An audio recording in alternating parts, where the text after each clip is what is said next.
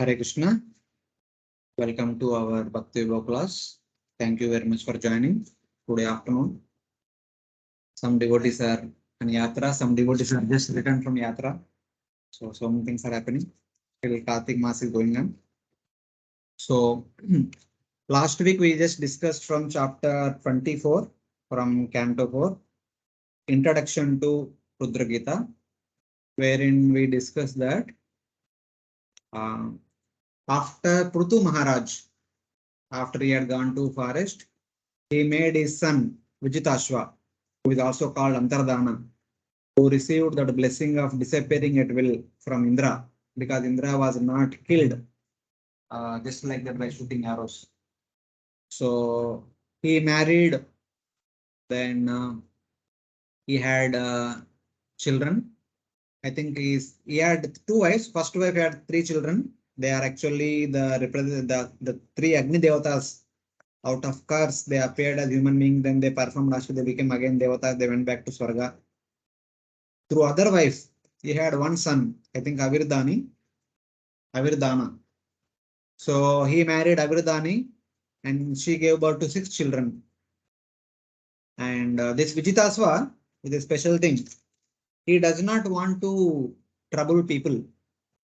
On the plea of performing a continued yajna, one long yajna, he was always engaged people in yajna, so that people does not have any time to perform simple activities. There is no need to do any administration. Everything was taken care of like that.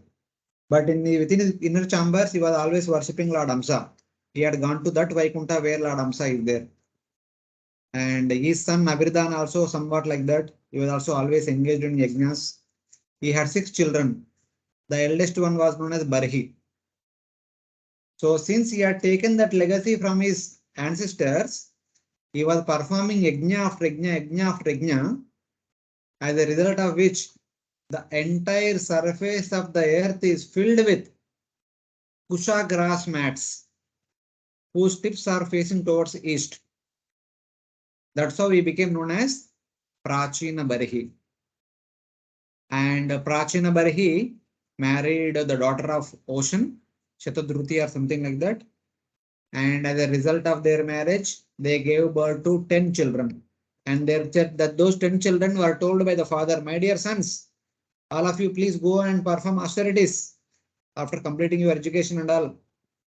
And then get married and take care of the kingdom very nicely. Just like Kardama Muni following the orders of Lord Brahma, in order to get married to a suitable wife, he performed tapasya for 10,000 years. Like that, these 10 sons of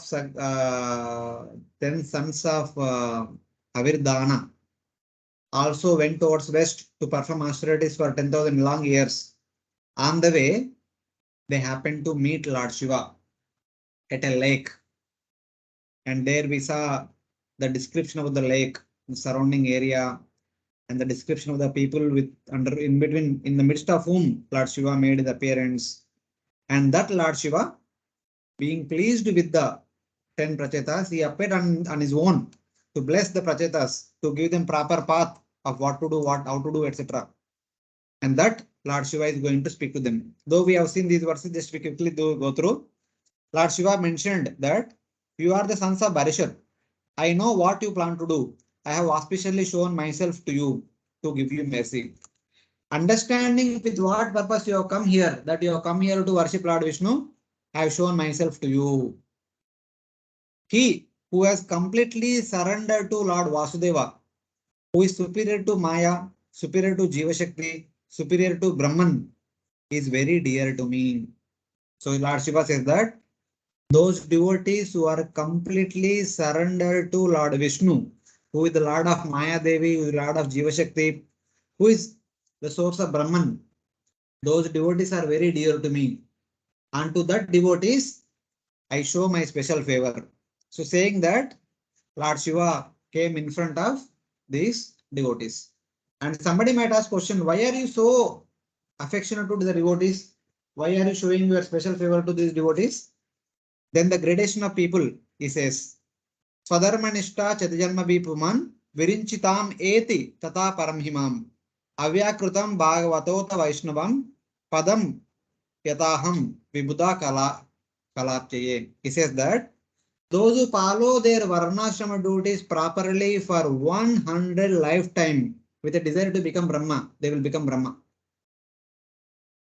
Those who follow much more than varnashram duties, including Jnana Yoga, Ashtanga Yoga, with much severity for longer time, they will come to me. That means they will enter into Sadashiva Loka, which we can call it as Brahman. They will attain Brahman, Sahyajya. But those who worship Lord Vishnu with one point attention to serve Lord Vishnu without any ulterior motives, they go to Lord Vishnu, they go to Vaikuntha and serve Lord Vishnu just the way I am serving Lord Vishnu in a different form in Vaikuntha. Lord Shiva also is in Vaikuntha in a different form. He is serving Lord constantly. Like that, whoever goes to Vaikuntha, they will also serve Lord Vishnu. And they say that even all the devatas, after completing their tenure, will also go to Vaikuntha and serve the Lord, just the way I am serving the Lord. For which I have put a reference here. So this is a verse spoken by Lord Brahma in 2nd Canto 9th chapter. So a couple of inquiries made by Lord Brahma and to Lord Narayana. Lord Narayana spoke Brahma Chatushloki Bhagavatam. So in that context, this verse was there. Yava Saka Sakyur Ivesha Te Krita Praja Visarge Vibhuda Vibhajami Bhojanam Aviklavam Te Parikarmani Stito Mame Samunnadda Madoja Manina. Wherein Lord Brahma says that I have been treated by you as a friend treats a friend. Because Lord Vishnu, Lord Narayana touched the hands of Lord Brahma. Karasprusham. So you have treated me like a friend. Oh Lord, in reciprocation, oh Lord, as long as my tenure lasts, Yavat, as long as my tenure as Brahma lasts, without lethargy, being situated in your service, I will create various types of living entities in the matter of carrying out creation. I'll continue to do my service till then. As long as my tenure exists, I'll continue to serve you by creating different species. May I not be overcome by possessiveness. May I not overcome by excessive pride in this endeavor. So like that it says. So this was the desire of Lord Brahma. So treating me as a friend, you have touched my hand. So same way, I will also serve. I will also perform my duty as long as my tenure exists. But at the same time, may you also protect me that I will not be deviated by excessive pride in this endeavor. So that's what Brahma is saying. Here it says that, oh Lord, you have treated me as a friend, treats a friend by touching me with your hand. Though I am just a shadow of a servant, may I attain bhakti with feelings of friendship. Dasya bhakti. That's what Brahma wants. As long as I live, while creating the bodies of the living entities, I will create divisions of high, medium, and low, while being situated with attention in serving you. May not become overcome with excessive pride. So it is like that. The extent of Brahma's life is expressed by Yavad Adhikaram Avastitir Adhikarikanam. Those who hold powers in this world as controllers remain in this world until their tenure has expired. This is from Vedanta Sutra, Brahma Sutra 3333. It says that the personalities like Indra, Chandra, Varuna, Vayu, Brahma, they will have to continue to do their service as long as their tenure lasts. Then they will go back home to Godhead. If at all they want to go back to God in between, they cannot go. Because while accepting that post, they said, I will do this service for this period. So they have to do it. That is for the Devatas. So it is like that. Then Lord Shiva further continues. You devotees are dear to me, just as the Supreme Lord is dear to me. The devotees also hold me dear, just as they hold the Lord dear.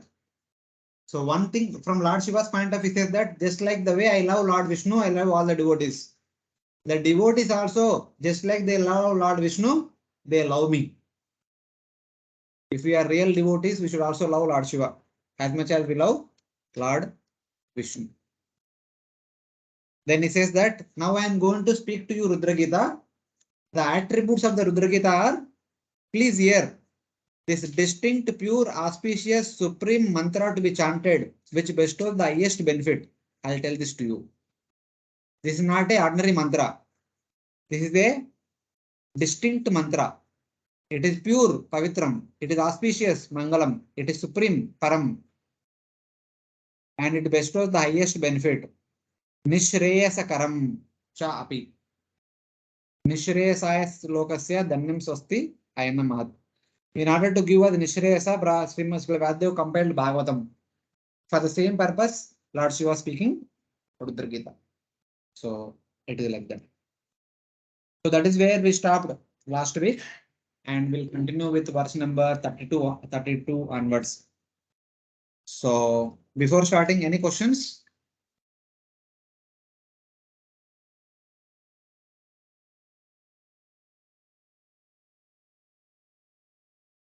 Hare Krishna, devotees online hearing me?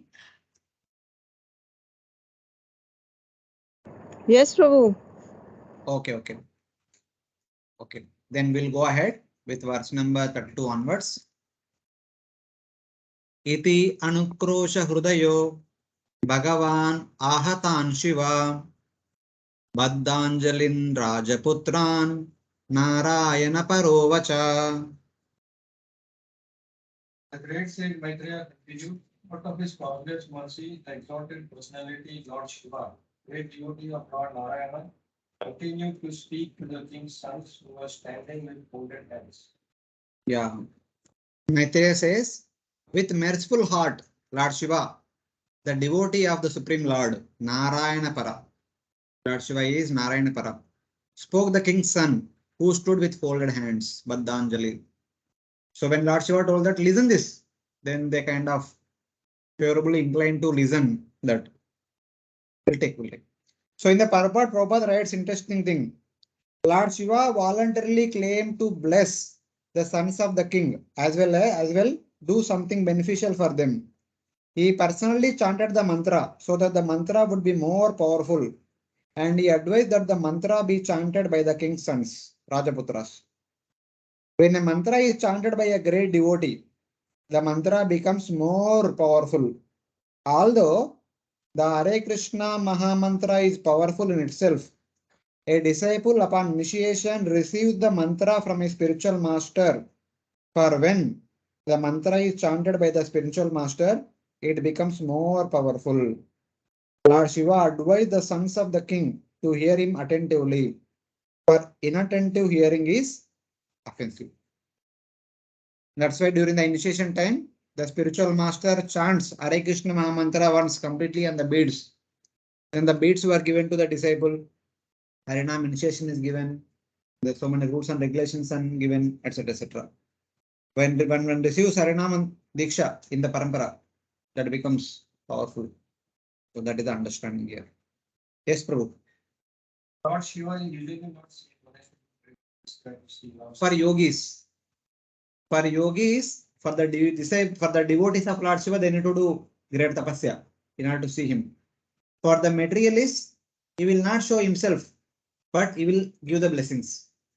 But for the devotees, he comes on his own and appears in front of the devotees. The devotees no need to do tapasya. They were devotees. They were good devotees from the birth. From the very birth, they are wonderful devotees. Since they are appearing the lineage of Swayambhuva, Manu, Uttanapada, Dhruva, King Prutu, they are wonderful devotees. Because they are wonderful devotees, they came to the forest and going to perform 10,000 long years tapasya to please Lord Vishnu. Otherwise, why would they do?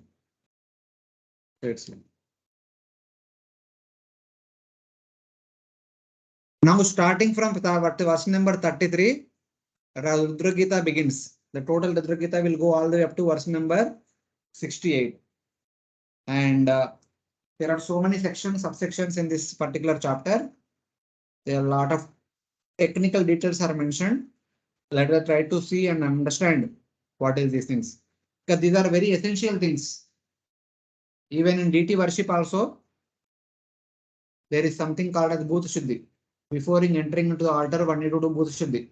In the morning hours when blessing takes place, we need to purify our 24 elements within our body. After that only, we need to purify our consciousness.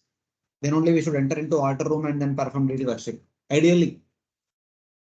So that is mentioned in this particular section. Initial verses talks about how to purify our 24 elements in our body.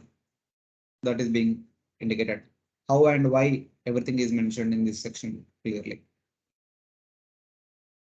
Sri Rudra Uvacha Jitam ta Atma Vidvarya Swastaye Swastirastu me Bhavataradasaraddham Sarvasva Atmane Namaha. Lord Shiva addressed the Supreme Personality of Godhead with the following prayer. O Supreme Personality of Godhead, all glories unto you. You are the most exalted of all self-realized souls. Since you are always auspicious for the self-realized, I wish that you will be auspicious for me. You are worshipable by the virtue of the all perfect instructions which you give. You are the super soul. Therefore, I offer my obeisances unto you as the supreme living being. Yeah. Lord Shiva is saying that he is actually directly speaking to the Prachetas, but he is actually chanting the mantra and giving that mantra to Prachetas. That mantra should be chanted, should be repeated as it is. Whoever chants later on. So in that way, it is a direct speech. You, the Lord, have revealed yourself as supreme for producing the most auspicious condition for the best of Atmaramas. Because by our own endeavor, we can never ever understand who is the Supreme Lord. Unless until Lord comes on his own and reveals. He has to tell who is he. Then only we can understand. What was the verse in Bhagavad Gita? Nahite Bhagavan Vyaktim Vidur Devana Danava. Even the Devatas or Asuras, no one knows about the Supreme Lord unless until Lord himself speaks about him. Same way. He says that out of causeless mercy, in order to produce the auspicious condition for the best of the Atmaramas, you have revealed as yourself as the Supreme. You have revealed yourself as the Supreme Lord. Through Vedic literature or by your personal appearance, etc. etc. Even 10th canto also, when Lord Krishna was in the womb of Devaki, the Devatas come to the prison house. They pray that unless until you appear, my dear Lord, we cannot understand what is the difference between the Jiva and the Supreme Lord. When you appear, when you perform the pastimes, we can see the difference. We can understand the difference between you and the other living entities, other living entities. So that is understand. Let me also have that auspicious condition. Lord Shiva said that in order to bestow auspiciousness to your devotees, you make your appearance. You appear in Raghu dynasty to make Raghu dynasty auspicious. You appear in Yadu dynasty to make Yadu dynasty auspicious. Similarly, may you also make me auspicious. May you also appear for me and make me auspicious. Like that, Lord Shiva is praying. Let me have perfection by worshipping you. When you appear, I'll worship you. By worshipping you, there will be auspiciousness for me. I offer respects to you, who are everyone, including the Guru. I offer respect to Supreme Lord, who is everyone, and also Guru also. So this is the first prayer which Lord Shiva is saying. Why Lord Shiva is saying this? The reason is the devotee in praising the Lord first utters Jaya Jaya.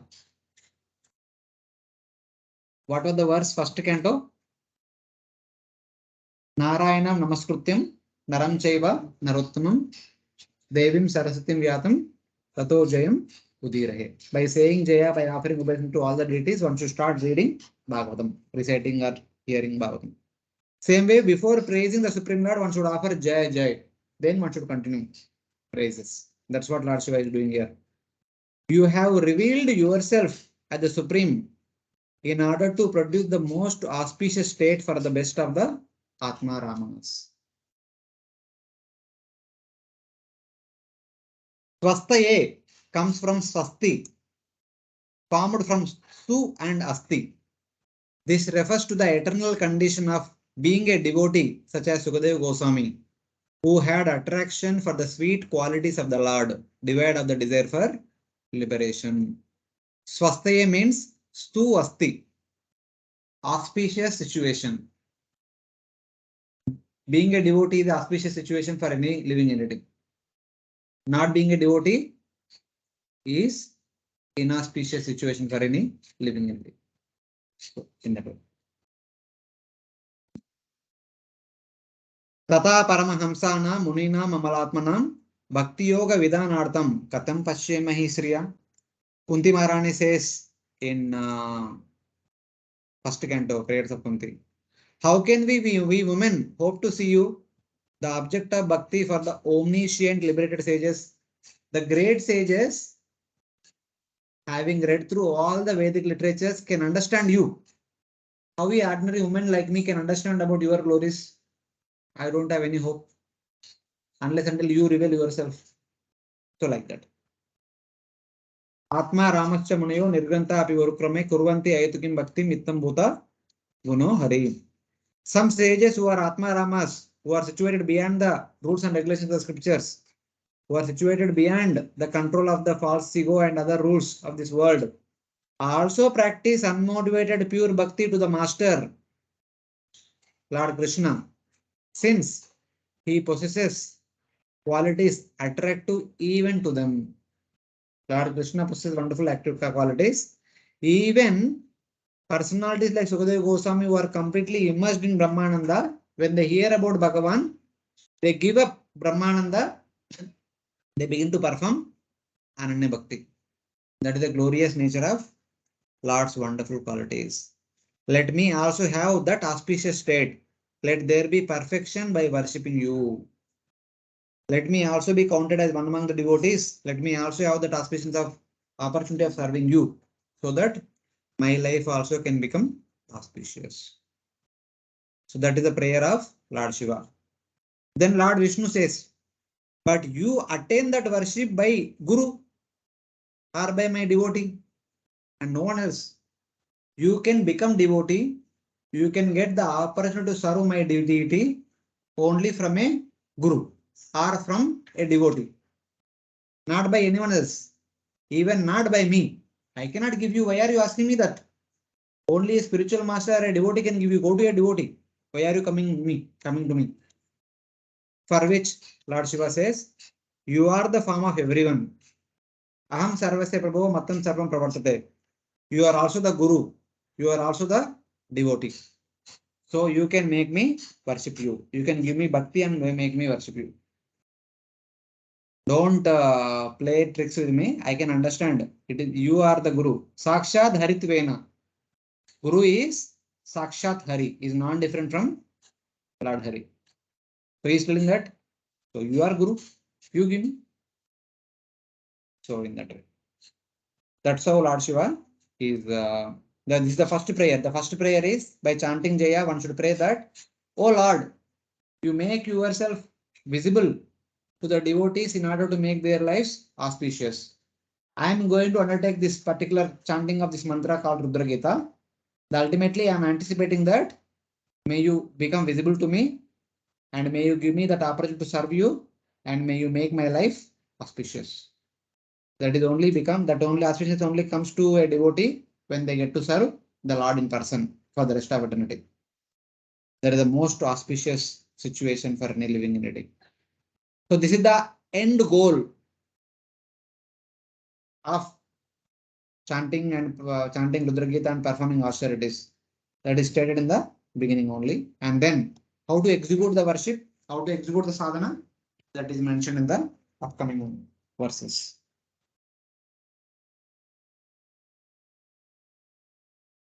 So now Lord Shiva continues. Nama Pankaja Nabaya भूत सूक्ष्मेन्द्रिय आत्मने वासुदेवाय शांताय कूटस्थाय स्वरोचिषे.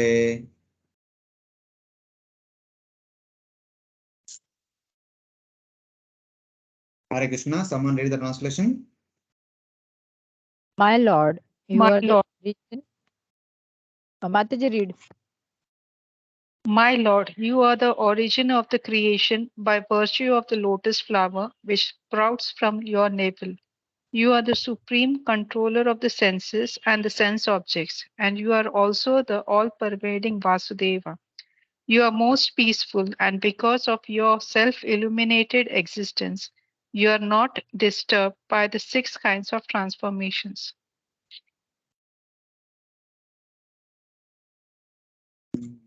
Nama Pankaja Nabaya Bhuta Sukshmendri Atmane. It says that I offer respects to the controller of the Tanmatras and senses. Bhuta Sukshma means the subtle form of the Panchamahabhutas. The subtle form of the earth is fragrance. The subtle form of the water is taste. Subtle form of the fire is form. Subtle form of the air is touch. Subtle form of the ether is sound. Bhuta Sukshma refers to 5 Tanmatras. Indriya refers to the 10 senses. And my dear Lord, you are the controller or master of the Tanmatra senses. You are Rishikesha. To the Lord with a lotus sprouting from his navel. Which Lord is the master of the senses? That Lord who has Pankaja Nabha. The lotus coming out of his navel. That is Lord Garbhodakshai Vishnu. He is the deity of Chitta. Vasudevaya Shantaya. He is the deity of Chitta.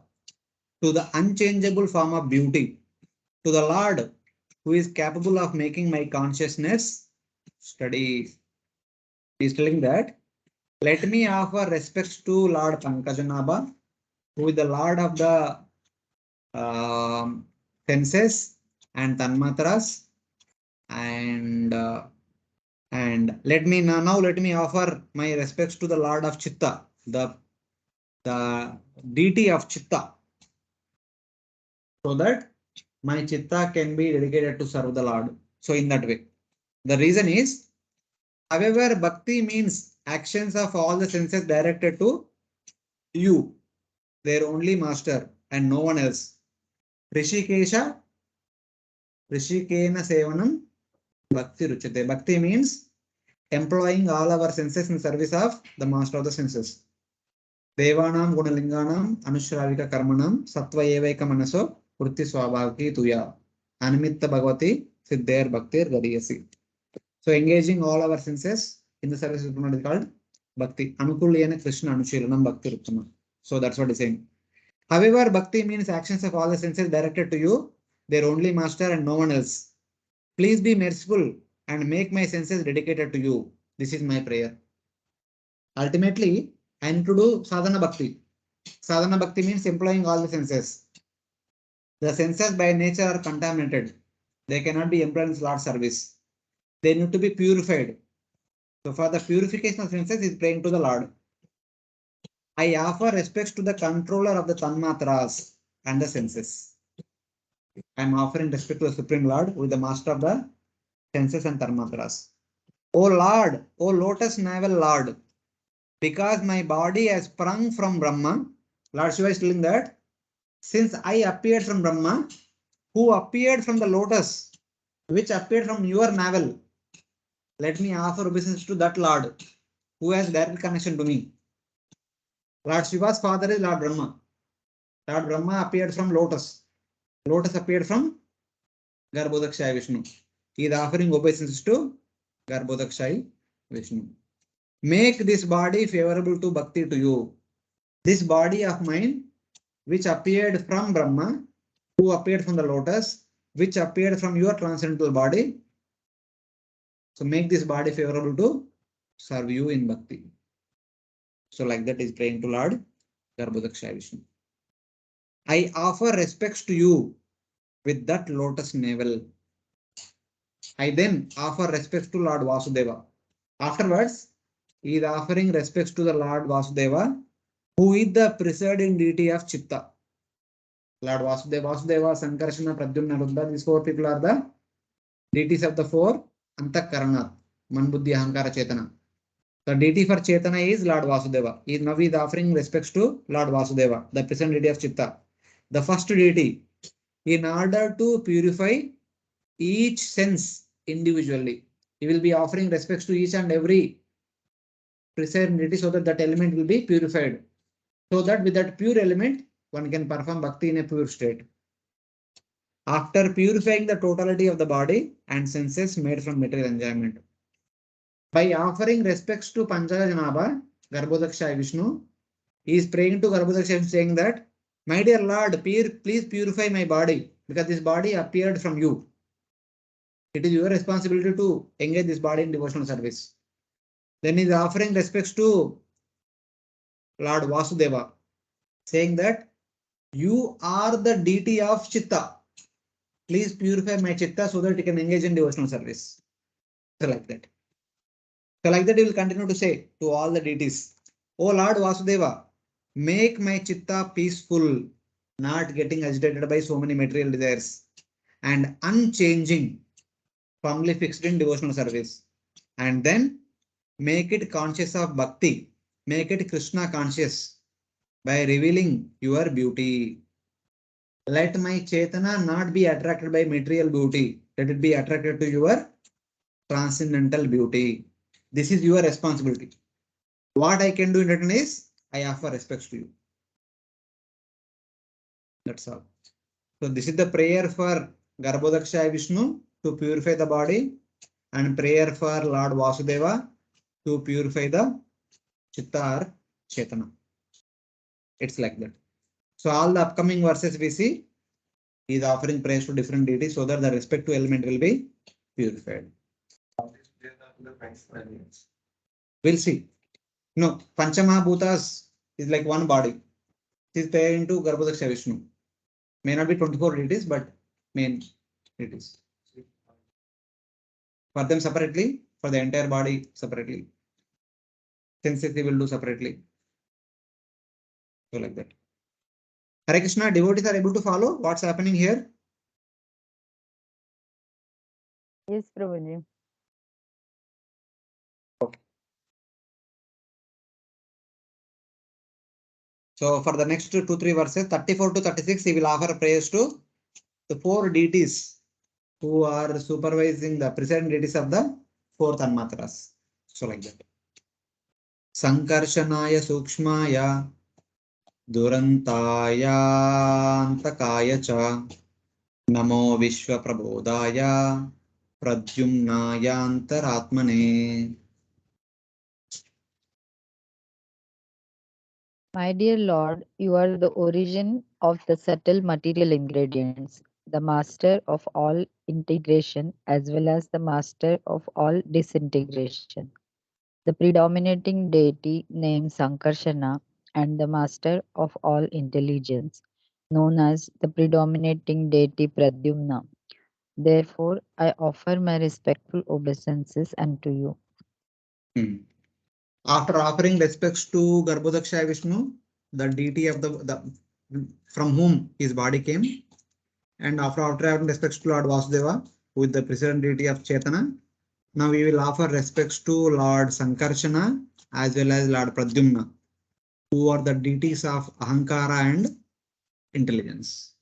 So he says that I offer my respects to the I offer my respects to the unmanifest, the infinite Lord Sankarshana, the deity of Ahankara, the destroyer of the universe, Antakayacha. So Lord Sankarshana is Sukshma, unmanifest, is infinite, Durantaya, and is the deity of Ahankara, and is the destroyer of the universe, Antakaya. Lord Sankarshana himself explains as Anantashesha, who is holding the entire Bhumandala. At the end of the day of Brahma, he will emit a lot of fire, which destroys the 14 planetary systems created by Brahma, maintained by Vishnu. So in that way. That's how he is offering respects to Lord Sankarshana with the deity of Ahankara. And then I offer respects to Lord Pradyumna with the deity of intelligence. the enlightener of the entire universe, Vishwa Prabodaya, dwelling within me, Antaratmane. It's like that. So let us see what is the meaning of this verse. I offer respects to the unmanifest, the infinite, to He who burns the universe by the fire from his mouth. That is Lord Sankarsana. It is Lord Sankarsana's mouth only emits fire which burns the 14 planetary systems. Oh Lord Sankarsana, just the way at the end of the day of Brahma you burn away the 14 planetary systems, all the living entities, all the lokas. Similarly, may you burn up my bondage of infinite attachments to the house and body caused through the workings of the possessiveness and ego. Just like Lord Sankarsana, who is unlimited, burns away the entire universe, 14 planetary systems, everything he burns away. Similarly, whatever bondage is there within my heart due to infinite desires, burn away all the desires, all the attachments, so that I can be freed from the concept of possessiveness and ego. Aham mameti concept. So this is the prayer to Lord Sankarsana. One should make this prayer to Lord Sankarsana every day to become freed from the concept of Aham Maveti. Then, after separating possessiveness and ego from these attachments, bind the possessiveness to Vishaya, the Lord. Till now, I have possessiveness to the family members and the house and all the other things in this world. Let that be destroyed. Let me have possessiveness toward the Supreme Lord. And bind me with the ego of identity as a devotee, as Ashraya. Till now, I have identity as I am this, I am brahmachari, I am male, I am this, I am that, I am from so and so place, I am engineer, this, that, so many identities I have. Let all those things be burned to ashes. Let me only bound by one possessiveness, that is, you are my wealth. Oh my dear Lord, you are my wealth. Let me have only one identity, that I am a devotee. Tava Prabhu, Aham Dasa. Nothing else. Bhavan Prabhu, Aham Dasa. Nothing else beyond these two things. You are my possessive, you are my wealth, and I am your servant. That is the prayer of Lord Shiva. So there is one verse comes in Chaitanya Charitamrita, Madhyalila chapter 8, text number 246. Lord Chaitanya Mahaprabhu was speaking to Ramanandarai on the bank of Godavari in Kovur. He is asking so many questions, Ramanandarai is answering. Among many such questions, one question is Kirti Ganamadde Jivera Kona Bada Kirti. There are so many ways, different ways a human being can become famous, can get Kirti, fame. But among all the different forms of fame, what is the best fame? What is the best fame? To be a pure devotee. Yeah? Ramanandarai said that Krishna Bhakta Baliya Yahara Hoya Kirti. To be known as a devotee of Lord Krishna is the topmost fame. That is Ramanandarai's reply. So like that. Oh Pradyumna, my respects unto you. Wake up my intelligence so that it will situate me in bhakti. Having made me a devotee, having made my ahankara to identify myself as a devotee, purify my intelligence so that the intelligence is firmly convinced and continue to stay me in devotional mentality. So in that way. So like that, he is requesting Lord Sankarsana and Lord Pradyumna to purify his ahankara and his intelligence so that he can consider the Lord as his only possessiveness and he can consider himself as a devotee, and that understanding of devotee may be firmly existing by the purified intelligence.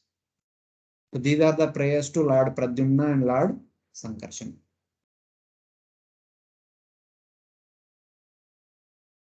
And in the next verse, he will offer prayer to Aniruddha in order to purify his mind.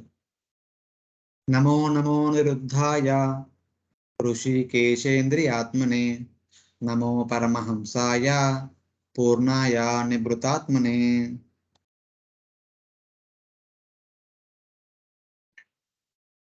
My Lord, as the supreme directing deity known as the living God, you are the master of the senses of the mind. I therefore offer my obeisances and duty again and again. You are known as Ananta as well as Sankashana, because of your ability to destroy the whole creation by the blazing fire from your mouth. I offer my respects to Lord Aniruddha, the Lord of the mind, which is the chief sense.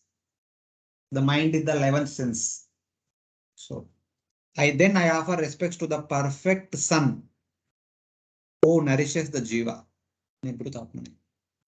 After offering respects to the four deities, then he begins to offer respects to Sun and other deities, who are the lords of other senses. That is indicated here. So how is offering respects to Lord Aniruddha? I offer respects to the controller of the mind, Indriya Atmane, which is the chief of the 11 senses, Rishikesha.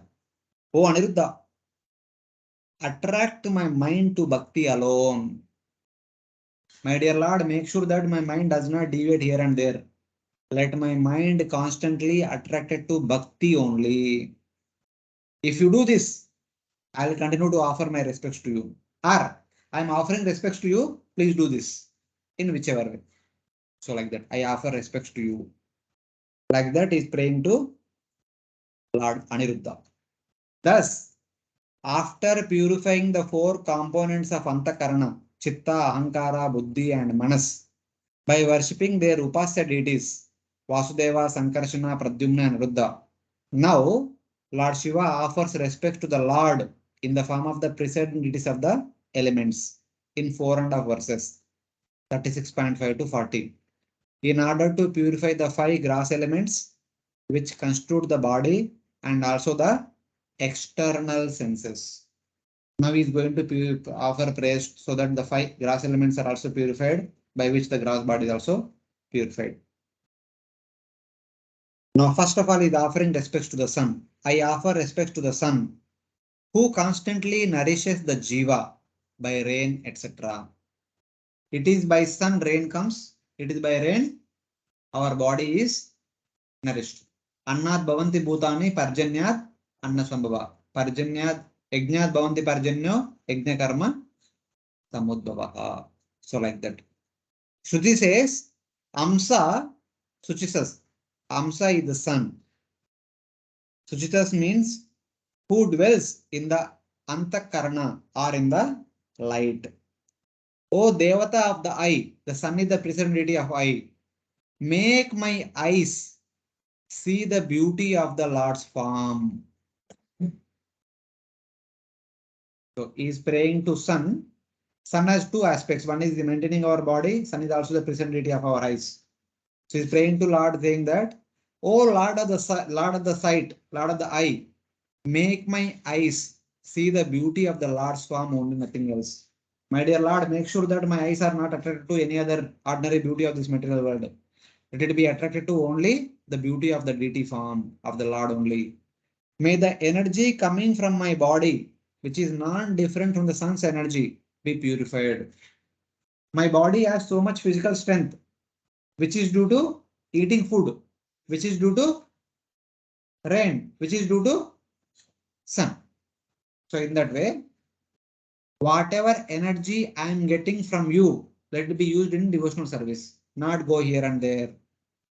Let it be purified by you and let it be engaged in devotional service. That is a prayer to Surya by Lord Shiva. So this is how he prayed to the four deities of the four Antakaranas. Then he's praying to the deities of the senses as well as the deities of the 5 elements. So like that. Any questions? Hare Krishna Prabhuji, I didn't understand this 36.5 to 40. You mentioned that it will be That the means prayer. the second line of the 36th verse and all the way up to 40th verse talks about prayers to the 5 elements and the deities of the senses. Okay, so 36 verse, second line, Namaha Paramahamsaya Nibrutatmane. Okay. Yes, yes, yes, So, yes. because in the translation, nothing of this means I didn't understand in translation whether it says about the 5 elements. That is why I was confused. Yes, yes. Okay, Prabhuji. These are all mentioned in the commentary.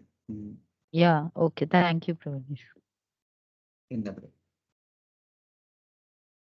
So one line is offering prayer to one deity. In that way, it is continued. Other devotees, any questions?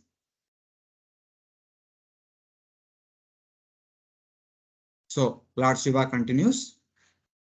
So thus, from 36 to 40, matlab second line of the 36 to 40, prayers to purify the gross elements of the body. He was praying to sun so that the gross body, which is nourished by the sunlight and rain and food. So in that way, he is praying. Swarga pavarga dwaraya nityam suchisade namaha namo hiranya viryaya chaturhotraya tantave. My My lord, O Aniruddha, you are the authority by which the doors of the higher planetary systems and liberation are opened. You are always within the pure heart of the living entity. Therefore, I offer my obeisances unto you. You are the possessor of semen, which is like gold, and thus in the form of fire. You help the Vedic sacrifices, beginning with Chaturputra. Therefore, I offer my obeisances unto you.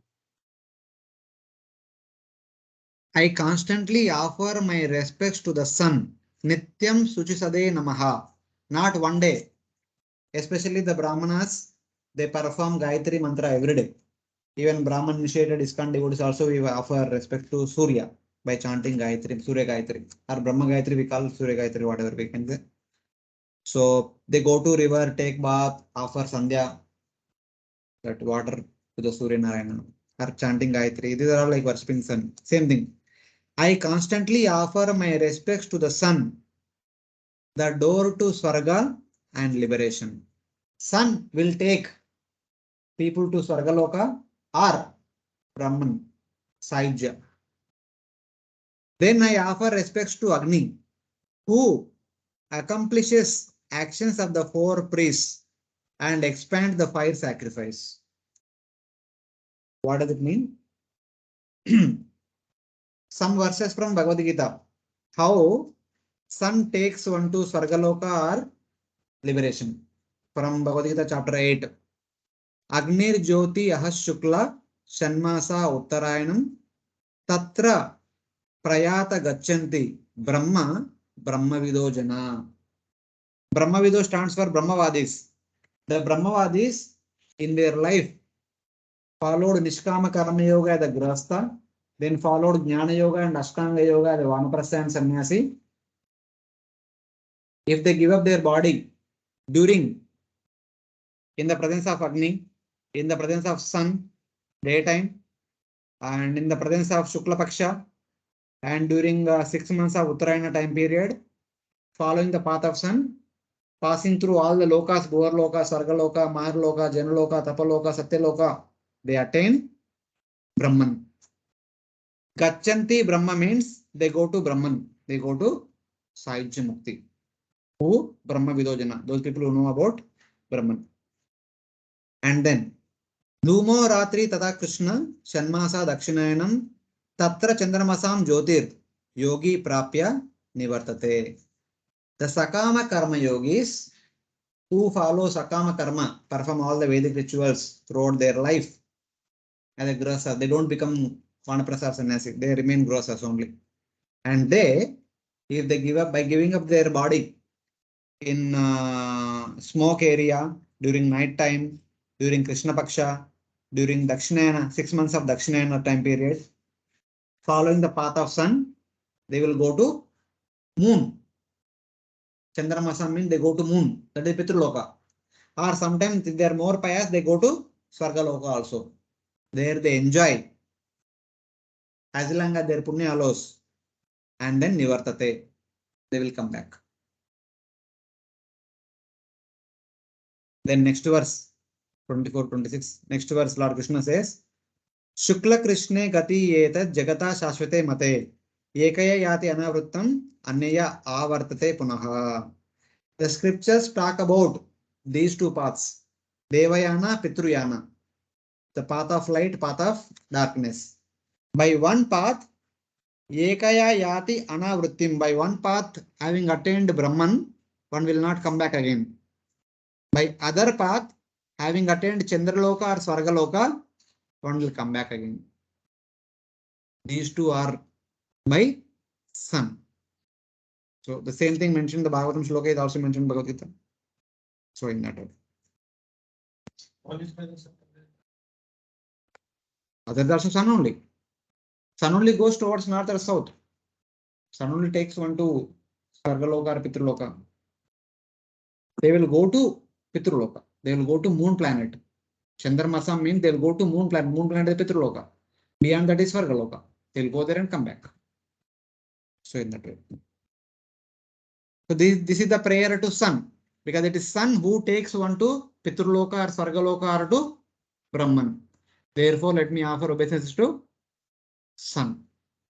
And then I will offer obeisances to Agni, Hiranya Viryaya, who accomplishes the actions of the four sacrificial peace, Chatur Hotraya.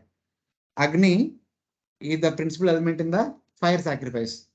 A fire sacrifice is accomplished by the four people, four kind of peace, Hota, Udgata, Advaryu, and Brahma. So what they do? How?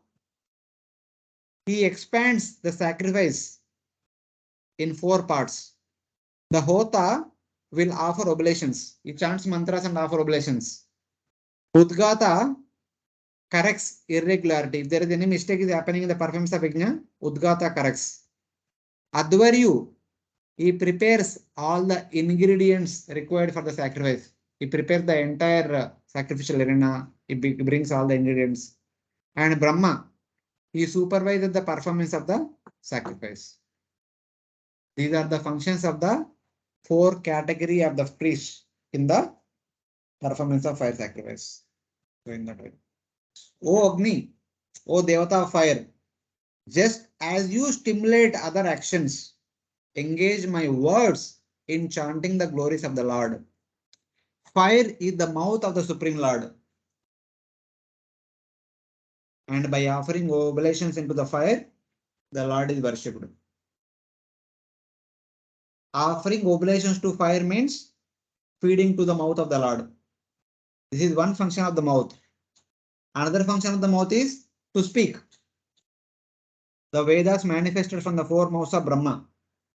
So now the Lord Shiva is saying that, just like my dear Lord, you use your mouth to speak the Vedas and also to accept the fire oblations offered into fire. Let you engage my mouth or my words,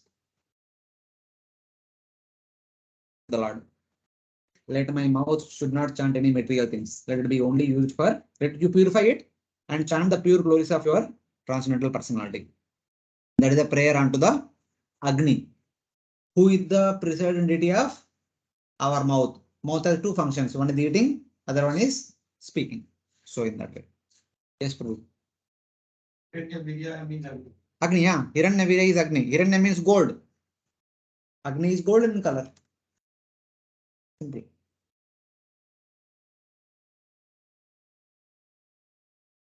Sanskrit, one word has multiple meanings. Don't worry. All meanings are there. So in that way. May my strength, non-different from fire, be purified. I offer my respects to you. Hiranya Viryaya. Fire has inextinguishable strength.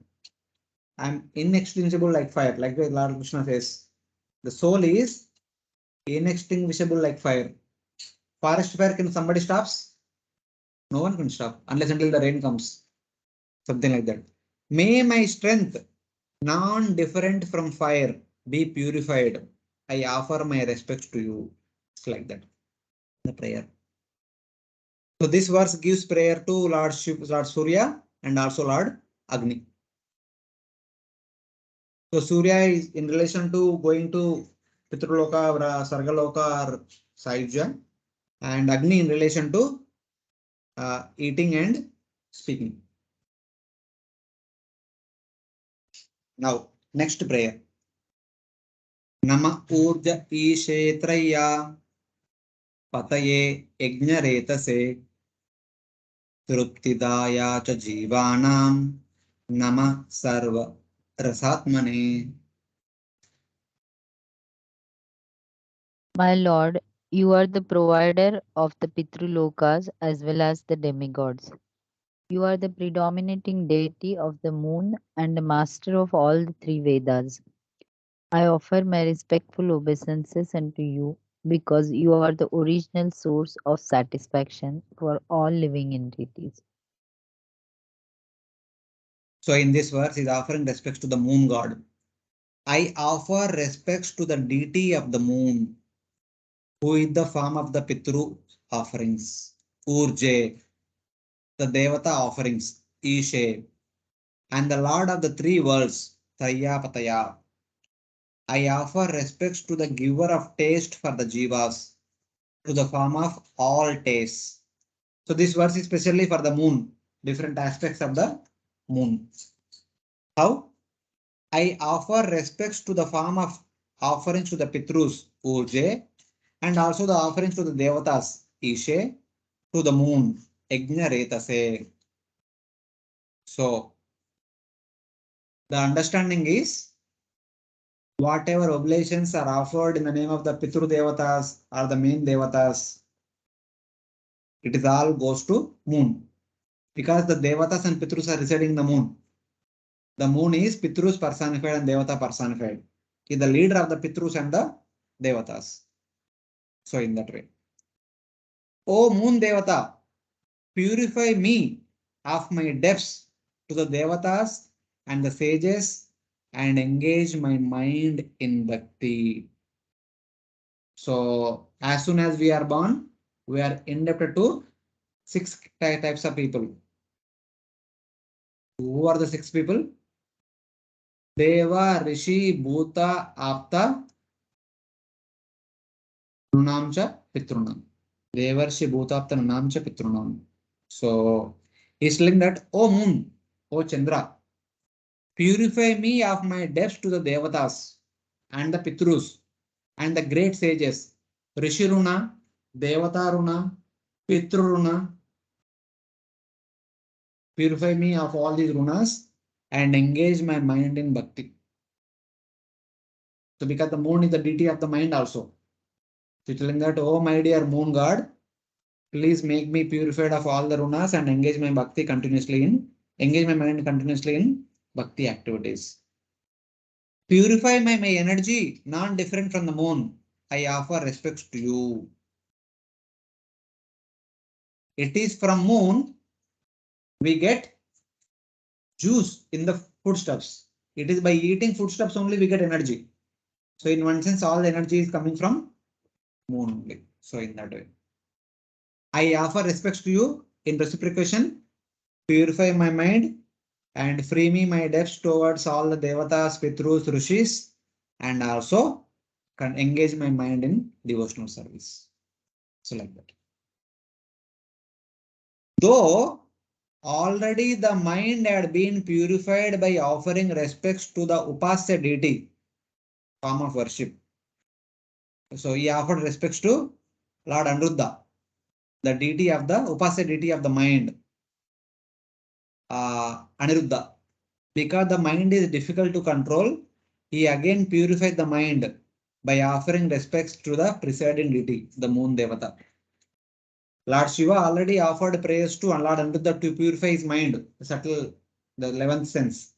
Now again he is offering respects to the moon god, who is the presiding deity. It is difficult to purify the moon. So difficult to purify the mind. He is offering respects in all respects, so that everyone combined together will purify my uncontrollable mind. Like that. Narvada. Prayer to moon in relation to free him from the depths of the Devatas and Pitrus and the Rishis and purify the mind so that it can be engaged in devotional service. After purifying the energy in the form of sun, in the form of fire, in the form of moon, because it is sun who is giving us rains by which we get food grains. It is moon who is giving taste in the food grains. It is fire, which is the mouth of the Supreme Lord, and who also controls the activities of our mouth, which is eating and speaking.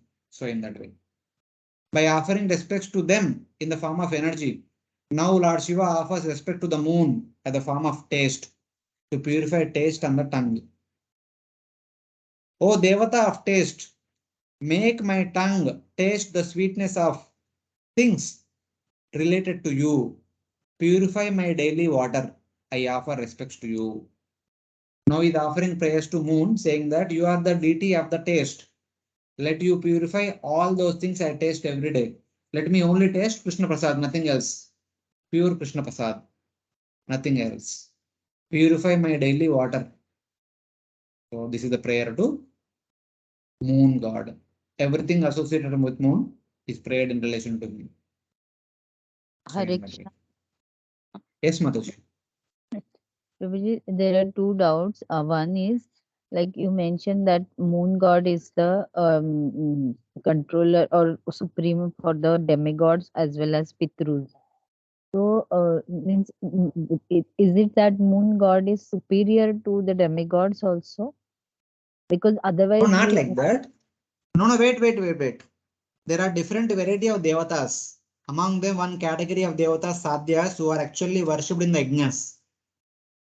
They and also the Pitrus stay in the moon planet. Later on in the fifth canto, we'll see that when we come to the second part of the fifth canto. The whatever Pitraloka we hear in the Vedic literature, Ramayana, Mahabharata, Bhagavata Mandal, that is actually the moon planet.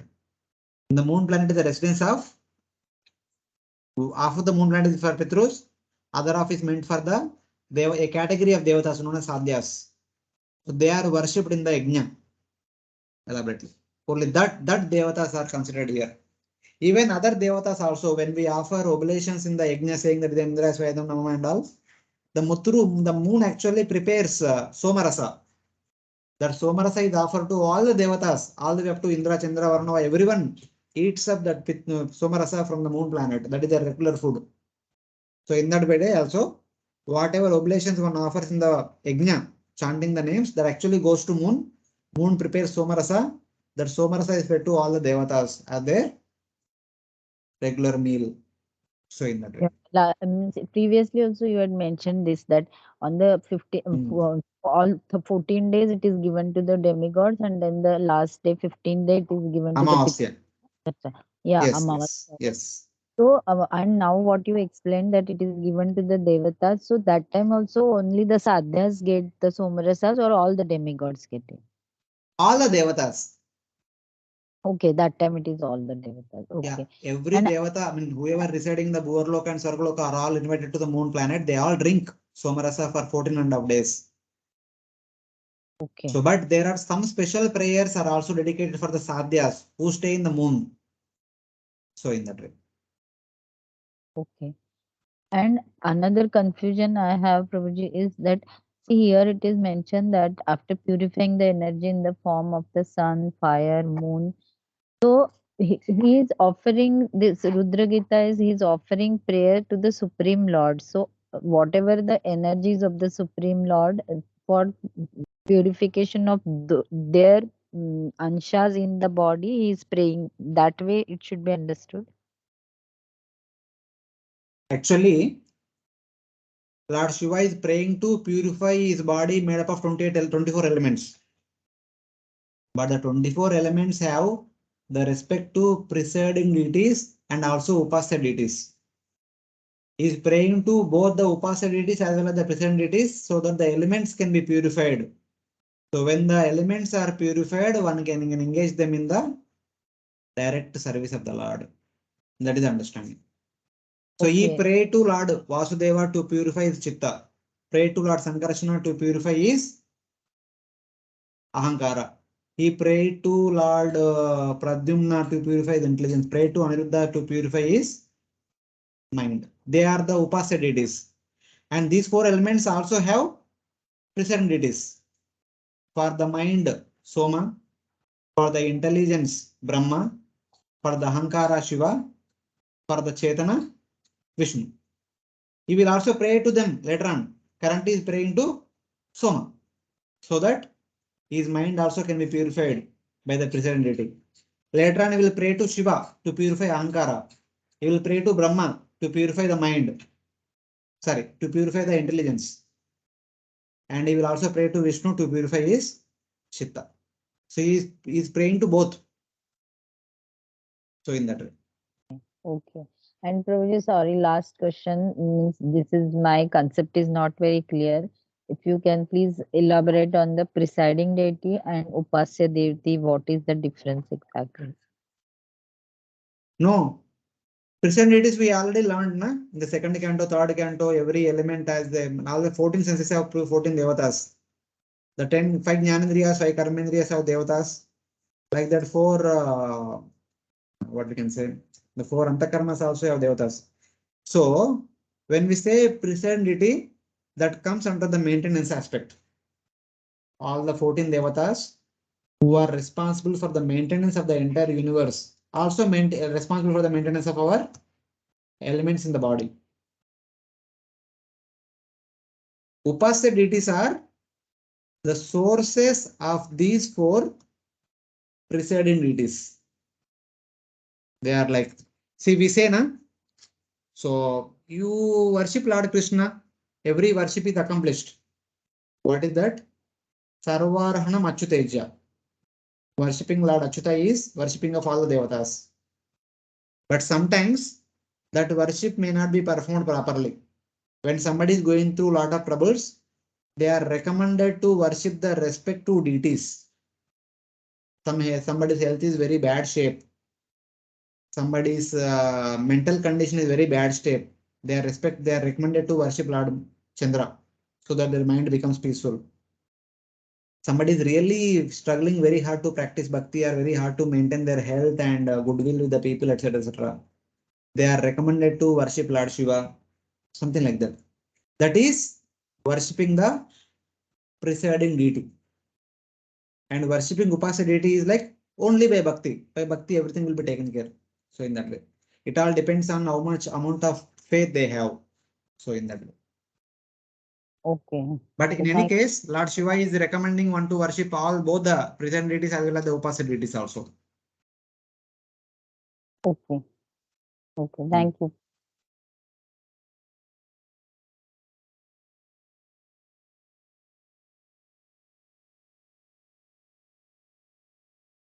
So later on in the 5th canto, it is mentioned that if at all one want to become freed from the concept of aham mameti, ahankara, so one should worship Lord Sankarshana.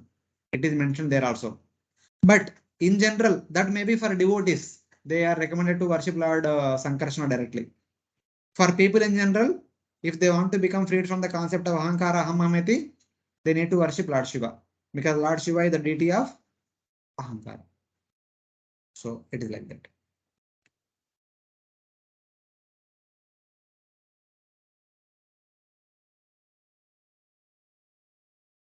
So it's like that in a government office, if you want to get some work done, there are 2 ways to get the work done. Either we can go to the responsible person who is supposed to do that work, or we can go to the topmost head. If you go to the topmost head, if he says one word, everyone will do the work without asking any question. If you go to the respective person, he will ask so many questions, then he will do the work. So like that. Upasya deity is like the topmost person, going to the topmost person. And the present deity is like going to the respectable person, the representative for that particular activity. So in that way. Okay, we'll go ahead. Any other devotees have a question?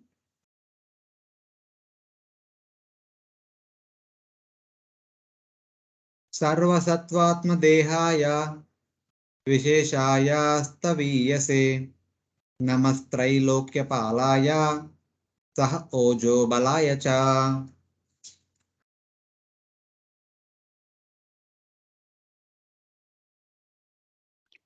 My dear Lord, you are the gigantic universal form which contains all the individual bodies of the living entities.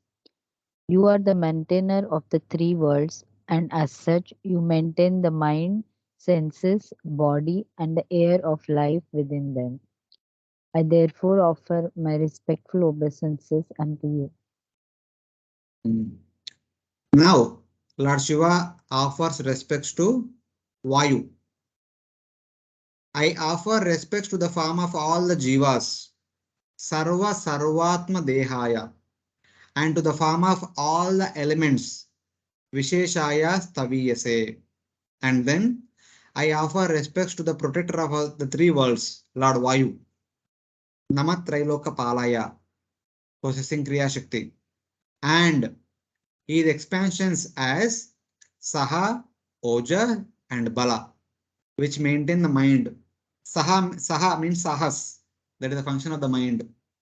Oja means Ojas, that is the function of the senses. And Bala is the function of the body. Physical strength. Bala means physical strength. Ojas means the sensual strength. Sahas means the mental strength. So in that way. First of all, I offer respects to the body, the universal form. The principal element of all our bodies is earth element. So in that way, same. I offer respects to the body, which is representative of the universal form. All our bodies put together is universal form, but the principal element is earth, containing the souls of all the living entities, known as Hiranyagarbha, and also to the grass universal form, Staviyase Vairaja. So basically, it's telling that I will offer respects to the subtle bodies and the gross bodies of the entire universe. The subtle body of the universe, gross body of the universe, and also of all the living entities, which contains the soul. The soul is situated within the subtle body, which is situated within the gross body. So I will offer my respects to the subtle body as well as the gross body, combining which is called as the universal form, in which the principal element is earth. So in that way. O embodiment of the earth, stimulate my nose to smell the fragrance of the Lord and engage my body in your service. So by offering obeisances to the gross universal form known as Vairaja, the subtle universal form known as Hiranyagarbha, which are the resting place of all the living entities, Lord Shiva is telling that among all the 24 elements, the prominent element is earth. The earth function is to give fragrance. Till now, my nostrils are experiencing the fragrance of the different things on this world. But purify my nostril so that I will experience the fragrance of your transcendental form only, and engage my body, which is made up of earth element and also other elements, but principally earth element, in your service. So earth has two functions. One is making our body. Second thing is giving us fragrance. So from these 2 points, he's offering prayers to earth element. Then he will offer prayer to Vayu, the air element. I offer respects to the protector of the three worlds, the life air, Vayu or Prana, oxygen, entering the mind, senses and body as Saha, Ojas and Bala, make them function properly. Let me offer my obeisances to Prana, which manifests within my body as Saha, Ojas and Bala, in order to control the functions of the mind, the functions of the senses, and the functions of the gross body.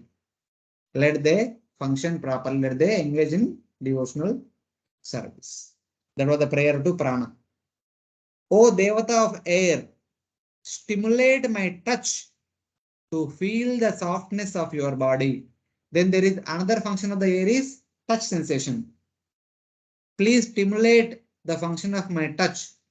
Till now I was touching the body of other objects in this world. But from now on, let me experience the touch of your transcendental body. Make my mind, senses and body suitable for worshipping you. I offer respects to you. So like that. The various functions of the body in relation to earth element, in relation to Vayu. Vayu has two aspects. One is prana,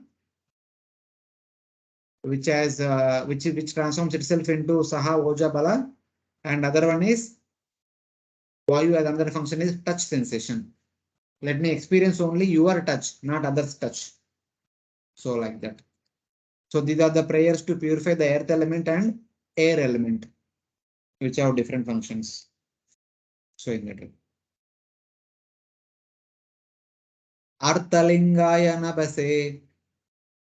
Arthalingaya nabase. Namo antarbahiratmane. Nama punyaya lokaya. Amuspai. Bhurivarchase.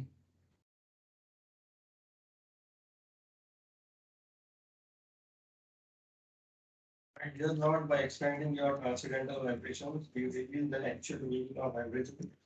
You are the all-pervading sky within and without, and you are the ultimate goal of pious activities executed both within this material world and beyond it. I therefore affirm my respectful obeisances again and again and again. Yeah, this is the last verse, offering prayers to the 5 gross elements and the body. I offer my respects to ether. He already offered respects to, in the previous verse, to the earth element, air element. So before that, he offered respects to the moon for the taste element. And then he offered respects to sun and Agni, the fire element. So all the elements are covered. Now he is offering respects to the ether.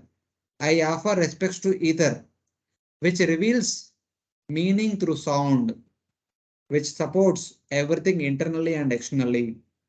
I offer respects to the highest planet, Vaikunta, with the greatest effulgence. So the fifth element is ether. I offer respects to the ether, which reveals meaning, since its quality is sound. The ether's quality is sound. It is only by hearing we understand what is what. Otherwise, we don't know. We remain ignorant only. Ether supports all activities internally and externally. It is ether only which gives us space where we can exercise our free will. We can live, we can stay, we can walk, we can run, we perform activities all because of some ether. If there is no empty ether, we can't do anything. O Devata of ether, O Supreme Lord, make my ears hear about your beauty. The function of ether is to give sound. The sound is heard by our ears. My ears are hearing so many material subjects till now.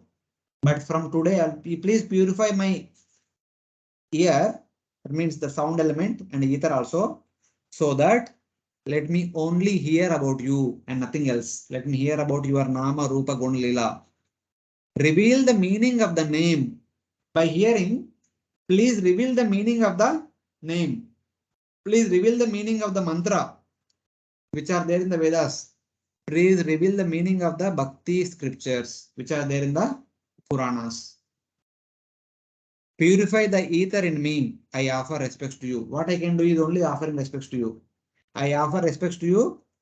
So therefore, please purify the ether, purify the sound, purify my ear, so that I can only hear about you, and by your mercy, the meaning of your Nama, Rupa, Guna, Leela, and Mantra and Bhakti scriptures can be revealed to me. This was the prayer to the deity of the ether elements.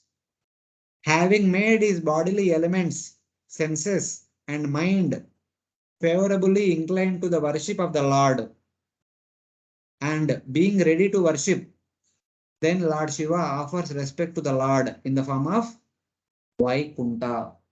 Why one need to worship, one need to purify all the elements? Is to perform bhakti. Why one need to perform bhakti? To come back to Godhead. What do you mean by Godhead? Godhead means Vaikunta. What is that Vaikunta? To that Vaikunta is offering prayers now. Punyaya means to the best of all. Amarakosha says Punya means all. Punyaya lokaya. Nama Punyaya lokaya means there are so many lokas so many abodes. But among all of them, the most pious abode is Vaikuntha. So in that way, the best among all, the most pious of all, it has the highest effulgence. The Vaikuntha has the highest effulgence. Thus, all other abodes are excluded as being material. Other than Vaikuntha, remaining all are material abodes. All the way up to Brahma Loka. Even Brahman also is part of material only. Only Vaikuntha is the most Punya Loka. So in that way. Not part of the material world. It is treated like that. I don't want even Brahman. I only want to attain nothing else. There is one verse in Bhagavad Gita chapter 15, 6th verse. What was that verse? Natad bhashete suryo nashanko napavaka yadgatva na nivartante taddhama paramamma. That Dhamma has three meanings. Dhamma means form. That form indicates Bhagavan. Dhamma means abode. That indicates Vaikuntha. Dhamma means light. That indicates Brahman. So in that way. Here Lord Shiva is praying to Lord Vaikuntha, which is Punyaya Lokaya. Punya Lokaya. So in that best among the different lokas. So thus, the prayers onto different elements is done. The devatas of the different elements are done. And finally, he prayed to Vaikuntha only, where he wants to go. So in that way. Any questions? Able to follow, Hare Krishna?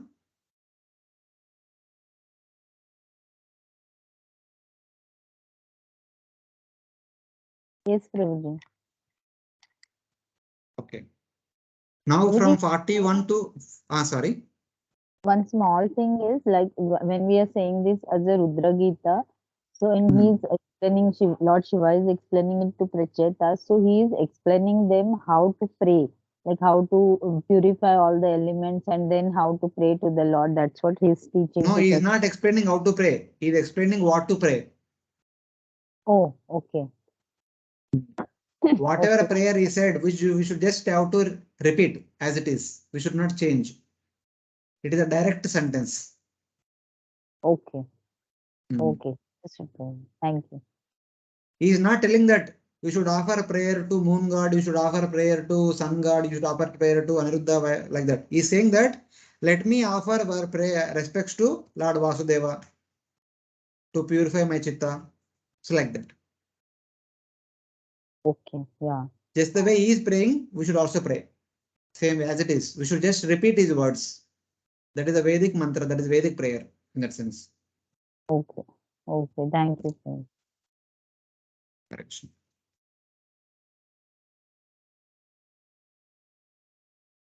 So now from verse number 41 to 43, we'll talk about the Supreme Lord who bestows different results. Akama, Sarvakamo, Mokshakamo, Dhartivirana Bhakti Yoginam, Yajata Purusham Para. The Lord who gives all the results for all different activities. So in that way. Pravruttaya Nivruttaya Pitrudevaya Karmane Namo Adharma Vipakaya Mrutyave Dukkadaya Cha.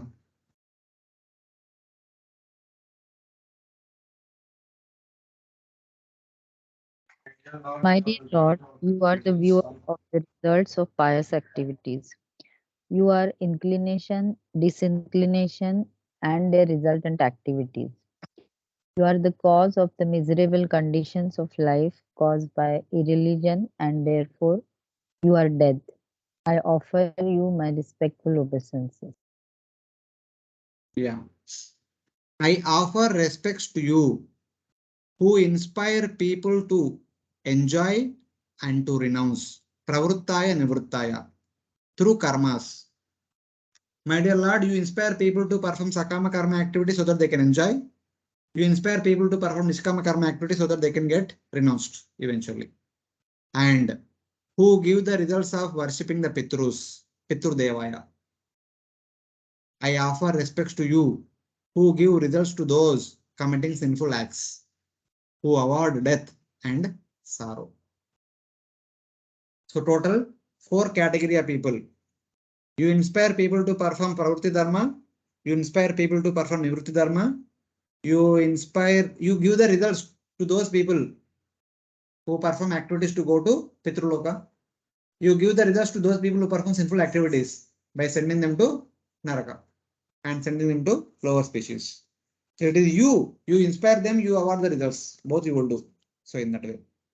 Now Lord Shiva offers the respects to the Lord as the instigator of the other dharmas. Not only bhakti, but other general activities in the society also. It is Lord who inspires them to perform. I offer respects to the Supreme Lord. I offer respect to the Lord. He who inspires one to perform activities leading to enjoyment. Pravruttaya means sakama karma activities. And acts leading to renunciation. Nivruttaya, Nishkama karma, and then Jnana yoga and Ashtanga yoga. All these are inspired by Lord alone. As Paramatma, he inspired them. I offer respects to the Lord He, who lets one attain the Pitrus by inspiring them to perform corresponding activities. Pitru Devaya Karmane. Yanti Deva Vrata Deva, Pitrun Yanti Pitruvaja, Bhutani Yanti Bhuteja, Yanti Madhyaji Nobimam. So by worshipping Pitrus, one will go to Pitruloka. By worshipping Devatas, one will go to Devaloka. By worshipping Bhutas, one will go to Bhutaloka. By worshipping me, one will come to me. That inspiration is given by Lord only. And to that Lord, I offer respects. So in that way. And then I offer respect to the Lord in the form of He, who gives the results of forbidden activities, adharma vipakaya. Even for those who perform sinful activities, it is you who give them the results only, not no one else. So unto you, I will offer respect. So like that. Ye edamam prapadyante tam staiva bhajamyam. If one worships Lord Vishnu with a desire to go to Pitraloka, Lord will send them there. If one performs sinful activities, Lord will award results accordingly. So in that way. Because Lord is the maintainer, He will maintain everyone by awarding the results of their activities. Pious activity, pious result. Sinful activity, sinful results. So in that way. It's like that. Yes, Mataji.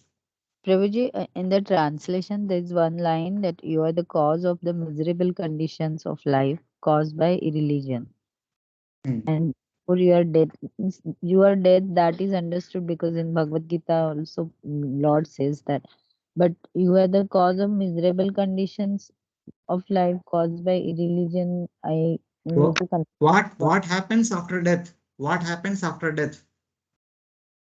Death itself is a painful condition for a attached person in this world. For a person who wants to go back home back to Godhead, or who wants to attain Brahman, death is a most happiest occasion for them. But for the people who are following adharma, death is the most miserable thing. Because death itself is painful. After death, they will be going to Naraka, where they are supposed to go through continued misery. And after hell, they will take birth in the lower species. That is also another miserable condition. So in that way. Okay. So you are the cause means because the laws are laid by the Lord. That is why those sinful people will suffer. Lord is the maintainer. Lord is the supervisor and maintainer. He is the in charge for maintenance. Okay, understood. Mayadhyakshena prakriti suyate thasaracharam. Everything is happening under his supervision. Yeah. So, thank you. Namasta Ashisham Isha Manave Karanatmane Namo Dharmaya Bruhate Krishnaya Kuntamedase Purushaya Purnaya Sankhya Yogeshwaraya Cha. Dear Lord, you are the topmost of all bestowers of all benediction, the oldest and supreme enjoyer amongst all enjoyers. You are the master of all the world's metaphysical philosophy. For you are the supreme cause of all causes, Lord Krishna. You are the greatest of all religious principles, the supreme mind, and you have a brain which is never checked by any condition. Therefore, I repeatedly offer my obeisance to you. So here Krishna's name comes. O bestower of Swarga, I offer respects to you. In the previous verse, it said that, my dear Lord, it is you who offer Pitruloka for those who worship Pitu Devatas. And my dear Lord, it is you who offer Sarga, those who worship Devatas. Yanti Deva, Vartadeva, Pitrunyanti, Pitrunota. In that way, I offer respects to you. I offer respects to the form of all mantras, the cause of all actions. I offer respects to the Lord, who is Dharma personified. Namo Dharmaya Brote. To Lord Krishna, the omniscient, the perfect Lord, who preaches Sankhya and Yoga in various avatars. So like that. He says that Lord Shiva offers respect to the Lord as the giver of the results of prescribed activities. O Lord, who awards Swarga, I offer respect to the form of, and I offer respects unto you. And then he says that I offer respects to the form of all mantras, to the form who causes all karmas, Karanatmane. What do the Vedas prescribe? What do the Vedas say? Huh? Sorry, loud. How? Yeah, Prabhuji says that Vedas prescribe do your duties by following Varnashrama. Ah, yes, in one sense, the Vedas have three sections, Karma Kanda, Jnana Kanda, and Upasana Kanda. The Karma Kanda section also has two parts, Sakama Karma, Nishkama Karma. Jnana Kanda section also has two parts, Jnana Yoga, Ashtanga Yoga. Upasana Kanda also has two parts, Devata worship, Vishnu worship. All these different things are there. Through Vedas, it is the Supreme Lord who is instructing us or inspiring us perform different karmas. Either Sakama Karma, Nishkama Karma, Jnana, Ashtanga, Devata worship or Bhakti. He offers respect to the Lord in the form of Bhakti as its Vishaya, its object. Though the Vedas prescribe us to perform Sakama Karma or Nishkama Karma Yoga or Jnana Yoga or Ashtanga Yoga or Devata worship, but the secret, the essential secret of the Vedas is Bhakti. Vedesha Sarve Ahameva Vedyo. But that information cannot be told by anyone and everyone. Other avatars might say, perform Aishwarya Bhakti. That is the essence of all the Vedas. Like that they may say. But only Lord Krishna will teach us perform Madhurya Bhakti. Lord Krishna or Chaitanya Mahaprabhu, only these two avatars appear to teach Madhurya Bhakti. All the avatars appear to teach Aishwarya Bhakti only. So that is the distinction. I offer respects to the Lord who is Dharma personified unto Lord Krishna. So Lord Shiva, when he used the word Dharmaya, immediately he says that Krishnaya. There are so many avatars may appear to preach the highest essence of Dharma, that is Aishwarya Bhakti. But Lord Krishna teaches the topmost essence of Dharma, that is Madhurya Bhakti. That's why the word Krishna is used here. Otherwise, Vishnu is being used. If Vishnu is uses, it is only Aishwarya Bhakti, not Madhurya Bhakti. So like that. And that Lord, appearing as Lord Kapila, teaches yoga or teaches Sankhya. Appearing as Dattatreya, he teaches yoga. So like that. Appearing various avatars, he teaches various other things. Appearing as Narada Muni, he teaches Bhakti. Appearing as four Kumaras, he teaches Jnana and Ashtanga Yoga. In various avatars, he teaches various things. But only Krishna or Chaitanya Mahaprabhu teaches Madhurya Bhakti. No one else. That's why the word Krishna is used by Lord Shiva here in this verse. So in that way. Though Lord Vishnu is Dharma personified, the highest essence of Dharma is taught by Lord Krishna. So in that way.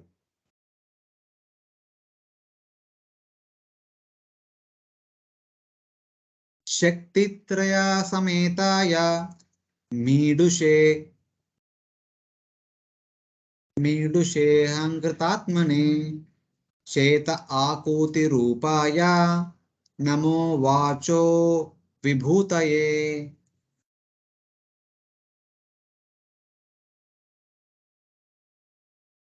My dear Lord, you are the supreme controller of the worker, sense activities, and the results of sense activities, that is karma.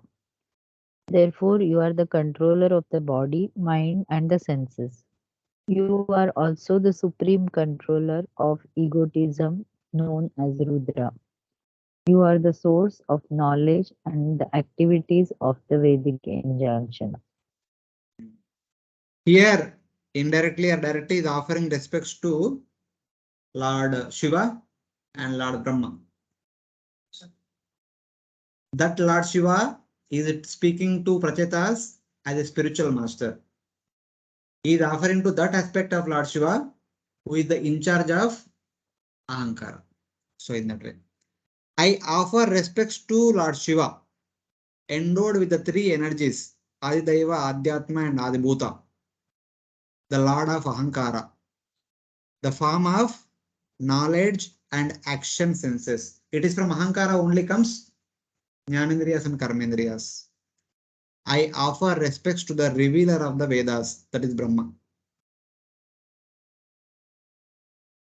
By offering respects to the presiding deity of Ahankara, that is Lord Shiva, with the presiding deity of Ahankara, he purifies Ahankara once again, along with its three aspects. Adidaiva.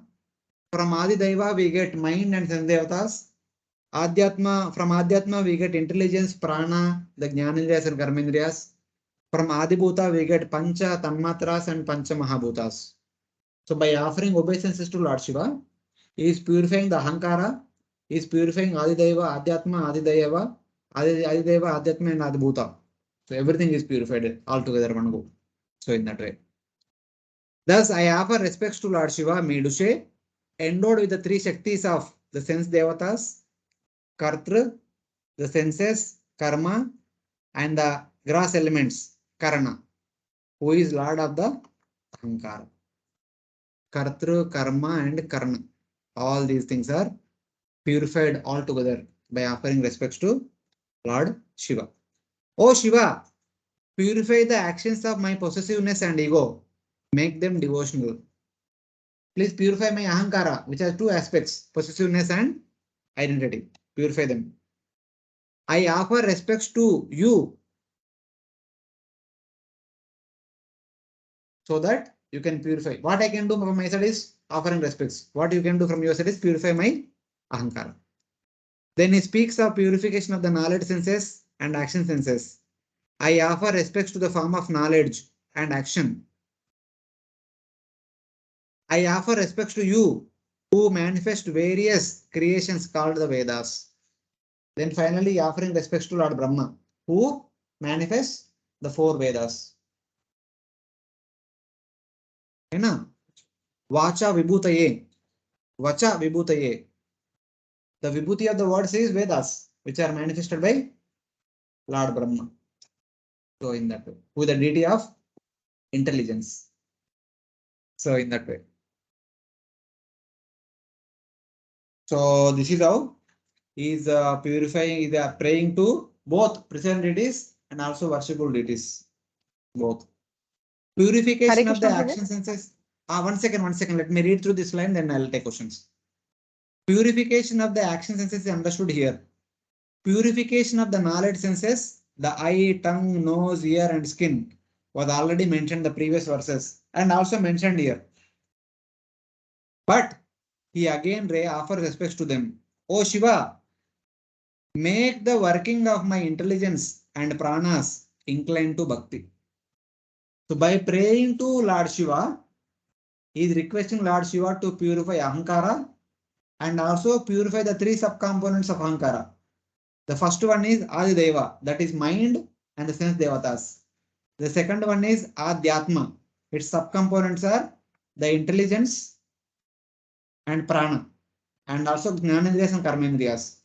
The third subcomponent is Adibhuta, That is the 5 tanmatras and the 5 pancha mahabhutas, grass elements. So purify everything.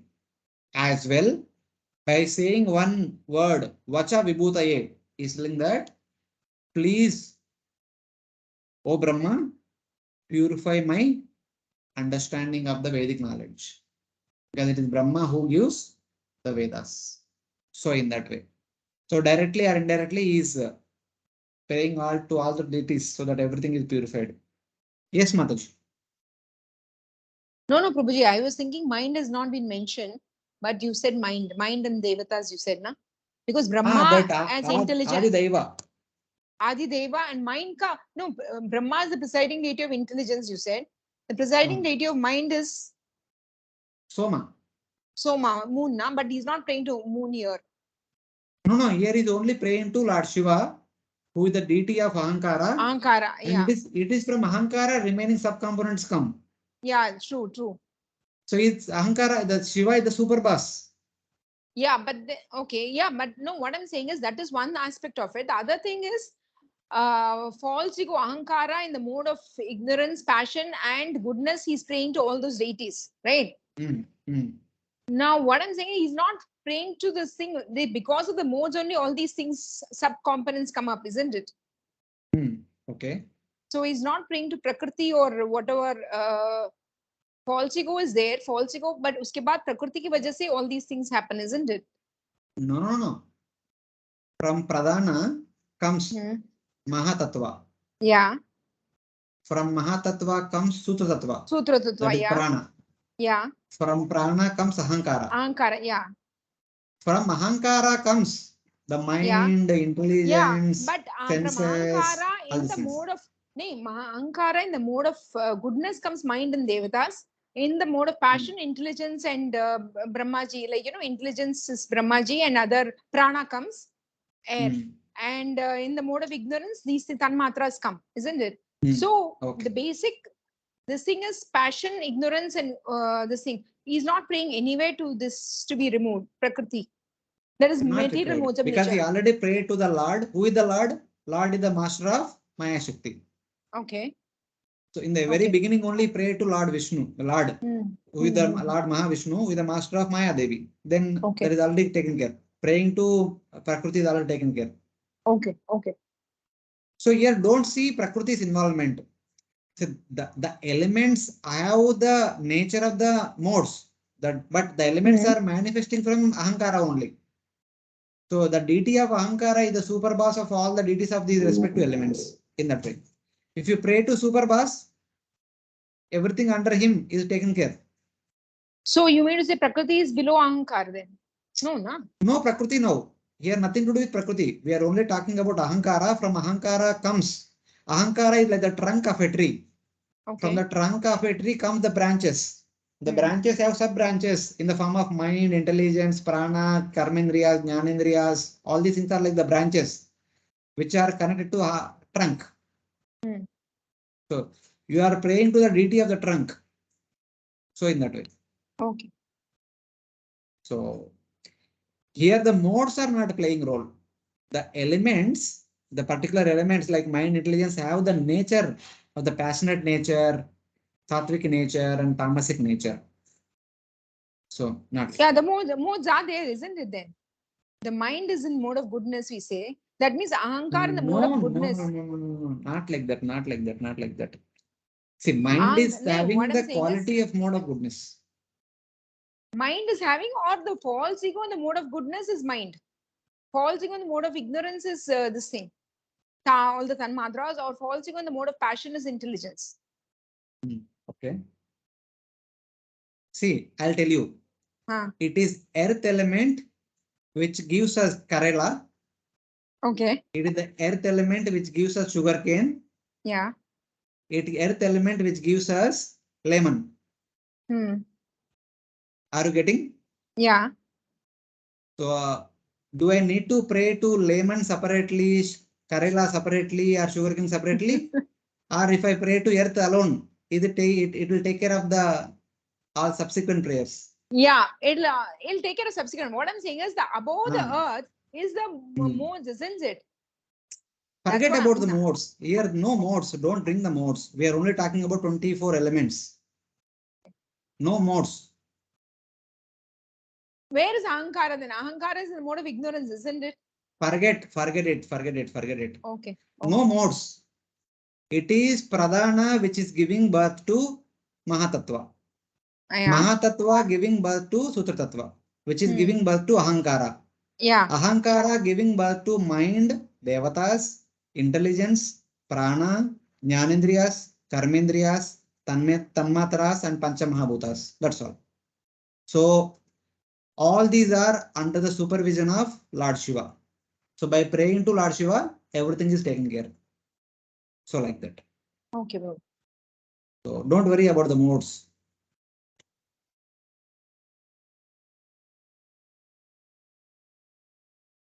So it's like that. Other devotees, any question? So praying to all the deities is over. All the elements are purified. Now the body made up of 24 elements is supposed to be engaged in devotional service so that one will go to Vaikuntha. That was the whole concept. So any questions?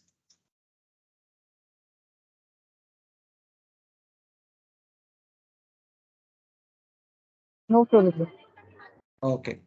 So now remembering in this way, purifying the body made up of the 5 gross elements, Jnanendriyas, Karmendriyas, the mind, intelligence, Ahankara, Chetana, by offering respects, Lord Shiva has become qualified to serve the Lord. The elements will be purified by performing sadhana bhakti. When one comes to Bhava Prema platform, one will get to see the Lord. After seeing the Lord, one will get to serve the Lord in person. Direct service to the Lord, not to the deity. So now the question is, what form should I show you? So my dear Shiva, you have performed sadhana bhakti and purified all 24 elements. You have come to Bhava Prema platform. Now please tell me which form I should show you so that you can serve that form.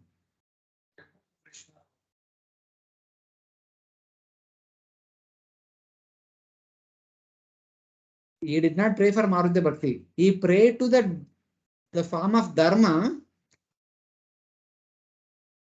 Namo Dharmaya. But among all the different forms of Dharma personified, it is Krishna who will award Madhurya Bhakti. He did not offer prayer to Lord Krishna. Lord Vishnu has unlimited forms. All forms will come to award Aishwarya Bhakti, which is one of the dharmas. There are so many dharmas. Among the dharmas, Aishwarya Bhakti is one of the dharma. But Madhurya Bhakti is the best form of dharma. He is praying to dharma, not to the Krishna. Okay. So now Lord is asking, which form you want me to show? So Lord Shiva says, which form you want to see and which form you want to serve? That is mentioned in the next verse. Darshanam no didrukshu nam dehi bhagavatarchitam rupam priyatamam swanam sarve indriya gunanjanam.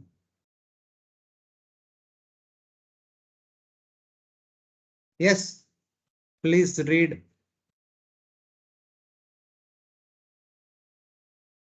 Dear Lord, I wish to see you exactly in the form that your very dear devotees worship. There are many other forms, but I wish to see your form that is especially liked by the devotees. Please be merciful upon me and show me that form, for only that form, worshipped by the devotees, can perfectly satisfy all the demands of the senses.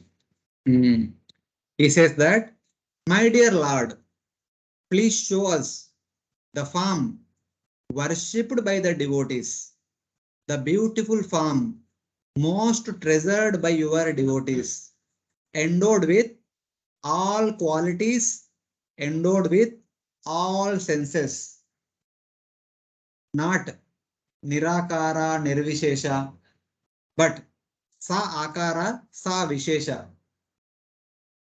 For we desire to see it.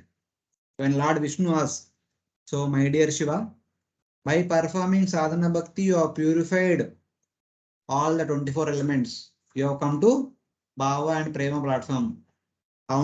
According to sadhana bhakti, the rule is in Bhava Prema platform, the form of the Lord will be revealed so that the devotee will engage in direct service. So, which form you want to serve? Which form you want to see?